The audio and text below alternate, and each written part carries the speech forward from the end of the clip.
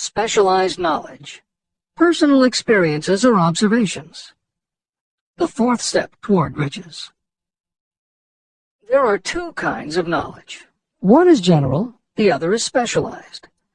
General knowledge, no matter how great in quantity or variety it may be, is of little use in the accumulation of money. The faculties of the great universities possess practically every form of general knowledge known to civilization. Most of the professors have little money. They specialize in teaching knowledge, but they do not specialize in the organization or the use of knowledge. Knowledge will not attract money unless it is organized and directed through practical plans for the specific purpose of accumulating money. Lack of understanding of this fact has been the source of confusion to millions of people who falsely believe that knowledge is power. It is nothing of the sort. Knowledge is only potential power. It becomes power only when and if it is organized into definite plans of action and directed to a definite end. The missing link in all systems of education is that educational institutions fail to teach their students how to organize and use the knowledge after they have acquired it. Many people made the mistake of assuming that because Henry Ford had little schooling, he was not a man of education. Those who made this mistake did not understand the real meaning of the word educate. That word is derived from the Latin word educo, meaning to educe, to draw out, or to develop from within. An educated person is not necessarily one who has an abundance of general or specialized knowledge. An educated person is one who has so developed the faculties of their mind that he or she may acquire anything they want, or its equivalent, without violating the rights of others. During the World War, a Chicago newspaper published editorials in which, among other statements, Henry Ford was called an ignorant pacifist. Mr. Ford objected to the statements and sued the paper for libeling him. When the suit was tried in the courts, the attorneys for the paper called Mr. Ford to the witness stand for the purpose of proving to the jury that he was ignorant. They asked Mr. Ford a great variety of questions. All of them intended to prove that while he might possess considerable specialized knowledge about manufacturing automobiles, he was in the main ignorant. Mr. Ford was asked such questions as, who was Benedict Arnold, and how many soldiers did the British send over to America to put down the rebellion of 1776? In answer to the last question, Mr. Ford replied, I do not know the exact number of soldiers the British sent over, but I have heard that it was a considerably larger number than ever went back. Finally, Mr. Ford became tired of this line of questioning. In reply to a particularly offensive question, he leaned over, pointed his finger at the lawyer who had asked the question, and said, If I should really want to answer the foolish question you have just asked, or any of the other questions you have been asking me, let me remind you that I have a row of electric push buttons on my desk, and by pushing the right button I can summon to my aid men who can answer any question I desire to ask concerning the business to which I am devoting most of my efforts. Now, will you kindly tell me why I should clutter up my mind with general knowledge for the purpose of being able to answer questions when I have men around me who can supply any knowledge I require? That answer floored the lawyer. Every person in the courtroom realized it was the answer not of an ignorant man, but of a man of education. Any person is educated who knows where to get knowledge when they need it and how to organize that knowledge into definite plans of action. Through the assistance of his mastermind group, Henry Ford had at his command all the specialized knowledge he needed to become one of the wealthiest men in America. It was not essential that he have this knowledge in his own mind. You can get all the knowledge you need. Before you can transmute your desire into money, you will require specialized knowledge of the service, merchandise, or profession that you intend to offer in return for fortune. Perhaps you may need much more specialized knowledge than you have the ability or the inclination to acquire. If this is true, you may bridge your weakness through the aid of your mastermind group. The mastermind is defined as coordination of knowledge and effort in a spirit of harmony between two or more people for the attainment of a definite purpose. After reading Hill's definition of the mastermind, many people may assume that he is describing teamwork. That would not be correct. The following explanation is adapted from the Napoleon Hill Foundation's book, Believe and Achieve. Teamwork can be achieved by any group, even one whose members have disparate interests, because all it requires is cooperation. In teamwork, people might simply be cooperating because they like the leader or out of a sense of duty. Some team members will give 100% to any team that pays them enough, but they have little concern about the objective. And sometimes there is good teamwork because different members have different agendas. A board of directors may disagree, even be unfriendly, and still run a business successfully. Musical groups are made up of notoriously self-centered people who work as a team if it will help them get ahead. Masterminds, on the other hand, are formed of individuals who have the same agenda, a deep sense of mission, and commitment to the same goal. Masterminds represent the highest order of thinking by a group of knowledgeable people, each contributing their absolute best according to their abilities, expertise, and background. If you have ever been a part of a meeting when everything just clicked and ideas built upon other ideas, with each member contributing until out of the group activity came the best possible idea or solution, that was a mastermind at work. Napoleon Hill believed that you must make the mastermind experience a regular part of your life if you really want to succeed. The accumulation of great fortunes calls for power, and power is acquired through highly organized and intelligently directed specialized knowledge. That knowledge does not necessarily have to be in the possession of the person who accumulates the fortune. This should give hope and encouragement to those who want to accumulate a fortune, but don't have the necessary education to supply such specialized knowledge. People sometimes go through life suffering from inferiority complexes because they are not people of education. The person who can organize and direct a mastermind group of people who possess the knowledge needed is just as much a person of education as any other individual in the group. Thomas A. Edison had only 3 months of schooling during his entire life. But he did not lack education. Neither did he die poor. Henry Ford had less than a 6th grade schooling, but he managed to do pretty well by himself financially. Albert Einstein was working as a clerk in a patent office when he began to develop his world-altering scientific theories. Had Einstein been born today, he might have been diagnosed in his early years as having attention deficit disorder. As a child, he was slow to learn to talk. As a student, he showed little promise and was expelled from at least one school. But what Einstein could do was to focus his concentration on a goal of his choice. His famous theories were the result of thought experiments, experiments that took place inside his mind. It is said that the breakthrough, which led him to the theory of relativity, came not from specialized knowledge of physics or mathematics, but from his ability to imagine what would happen if he were riding on a beam of starlight through space. Specialized knowledge is among the most plentiful and the cheapest forms of service that may be had. If you doubt this, consult the payroll of any university. It pays to know how to purchase knowledge, and it pays to know where to look. First of all, decide the sort of specialized knowledge you require and the purpose for which it is needed. To a large extent, your major purpose in life, the goal toward which you are working, will help determine what knowledge you need. Your next move requires that you have accurate information concerning dependable sources of knowledge. The more important of these are your own experience and education, experience and education available through cooperation of others, Mastermind Alliance, colleges and universities, public libraries, and even easier, the Internet, special training courses through night schools and home study courses in particular. As knowledge is acquired, it must be organized and put into use for a definite purpose through practical plans. Knowledge has no value except for what can be gained from its application toward some worthy end.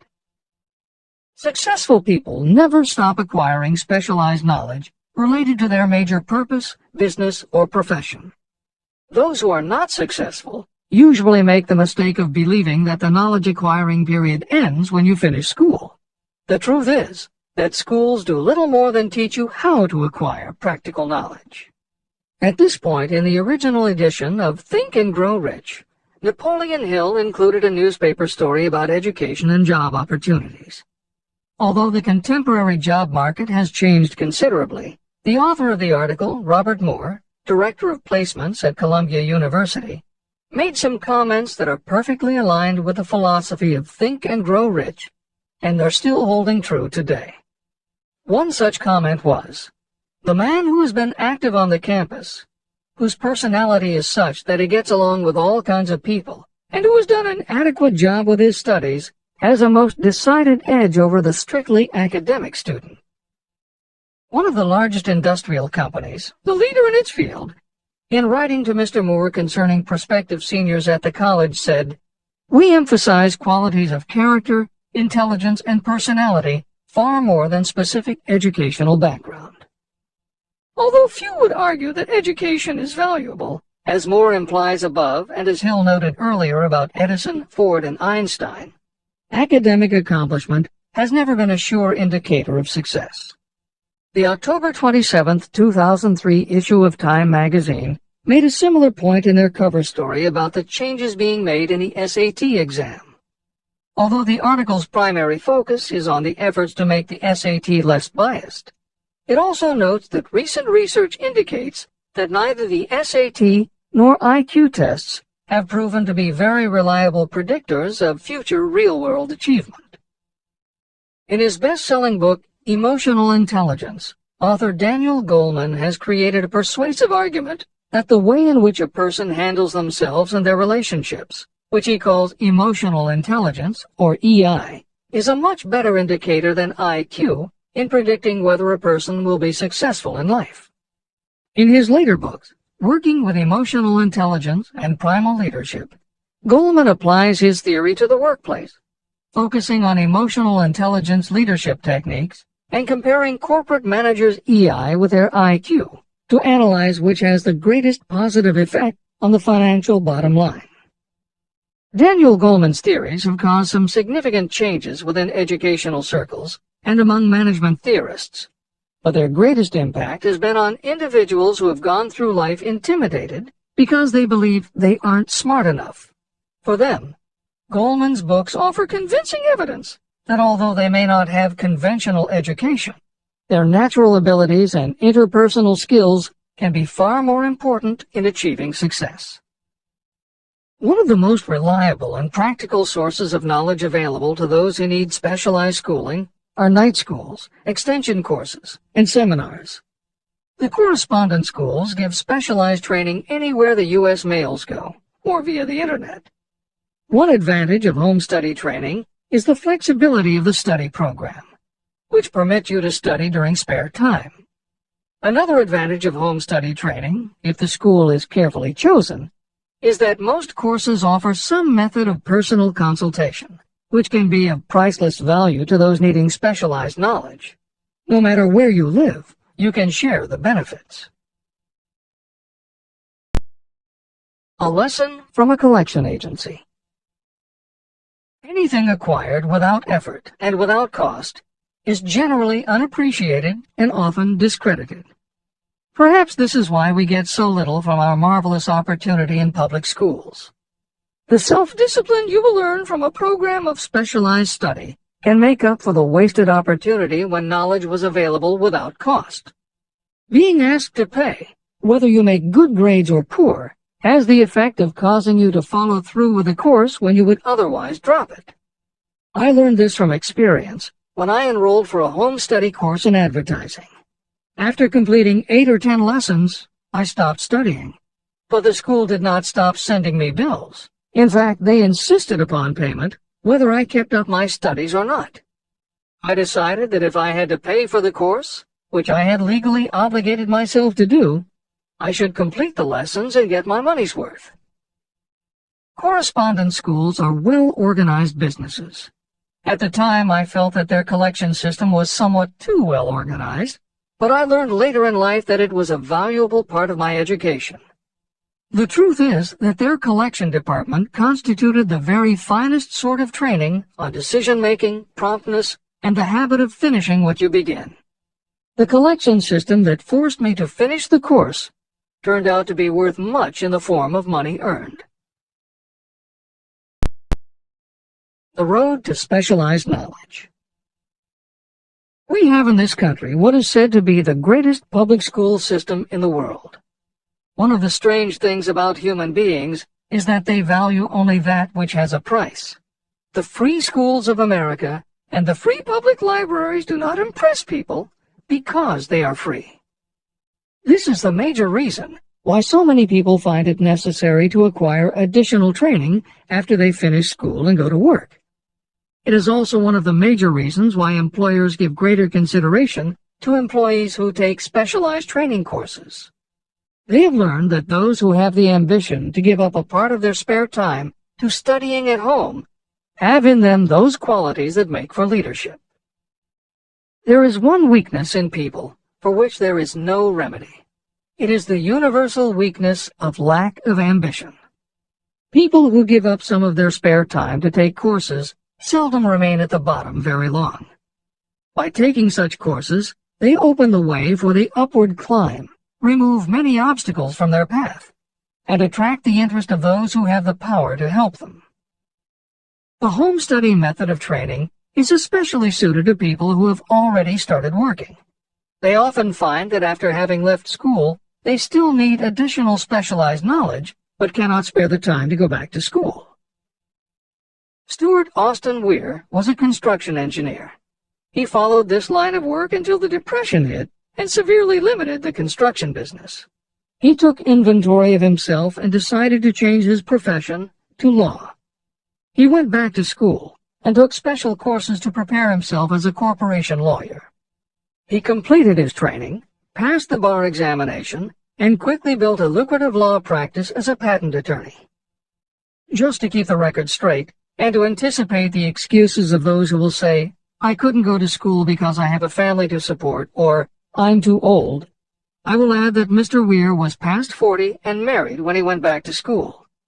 Moreover, by carefully selecting highly specialized courses, Mr. Weir completed in 2 years the work that it takes the majority of law students 4 years to do. It pays to know how to purchase knowledge. A simple idea that paid off. Here's another specific example about a salesman in a grocery store who found himself suddenly unemployed. Having had some bookkeeping experience, he took a special course in accounting, familiarized himself with all the latest bookkeeping and office equipment, and went into business for himself.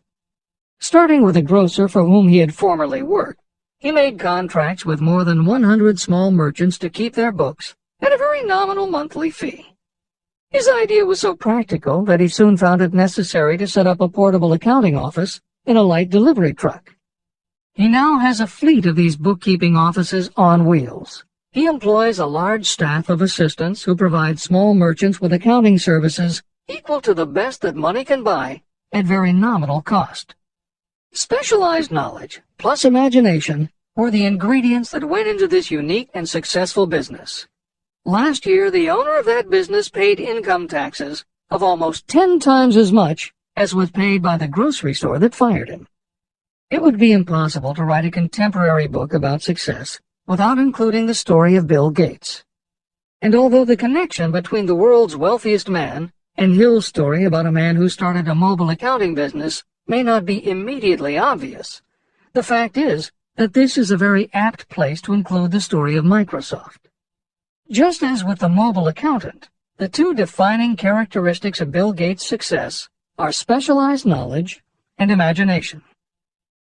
Everyone had recognized at an early age that Bill Gates was a very bright student, but he had little interest in anything other than science and math. And when the mothers group at his school arranged for the students to learn about computing, that became his passion. By the time he was 13, he taught himself computer programming. And throughout high school and his years at university, his life revolved around computer clubs and odd jobs working for companies that had something to do with computers. Although at various times he toyed with the idea of a career in science or law, it is probably fair to say that while he was still in school, Bill Gates knew, in general terms, what his burning desire in life would be. He paid little attention to general knowledge, but devoted himself to assembling the specialized knowledge he would need to achieve his definite major purpose. Gates' burning desire heated up the day his friend and fellow computer club member Paul Allen bought a copy of the January 1975 issue of Popular Electronics. On the cover was a picture of an inexpensive desktop computer, the Altair 8800, which could be built from a kit. Gates and Allen knew in their gut that there were other students just like them who would love to get their hands on one of these things. At the time, it took a lot of imagination to foresee the impact computers might have on the average person. And even though they didn't own an Altair, they decided they could write a computer program for it. That took even more imagination. They contacted Ed Roberts, the founder of the company that made the Altair, and pitched their idea. Roberts told them he was getting offers from all over, and his policy was that whoever wrote it first would get the job. For the next 2 months, they tore apart the manual, gleaning the specialized knowledge they would need to write the program. They were the first to deliver a workable operating system, and Roberts bought it from them for $3,000 plus a royalty on sales. With their vision of the future burning in their imaginations, Gates and Allen used the advance and their royalties to launch a company that would be in the business of writing computer programs. They named their new company Microsoft and called old friends from their high school computer club to staff it. Bill Gates was 19 and Paul Allen was only a few years older. They and about 9 of their friends started writing programs for Apple Computer, Commodore, and anyone else who would contract with the company for their services. For the next 5 years, Bill Gates and Paul Allen had their share of imaginative ideas, but mostly they concentrated on learning the specialized knowledge needed to run and grow a successful business. Then in 1980, IBM, which had finally decided to get into the small computer business, needed help getting up to speed. They approached Microsoft to write an operating system for the new computer venture. Once again, specialized knowledge and imagination were the qualities that guided Bill Gates. In their imagination, Gates and Allen could see an even bigger future than before, and through specialized knowledge of what computers were capable of, they knew the role they could play in that future. They then made 2 business moves that are the foundation of the Microsoft success. First, because IBM had such a tight schedule, Gates went to a computer programmer, Tim Patterson, and bought from him a rudimentary but already developed operating system. Gates then set to work modifying the system, and he renamed it MS-DOS, for Microsoft Disk Operating System.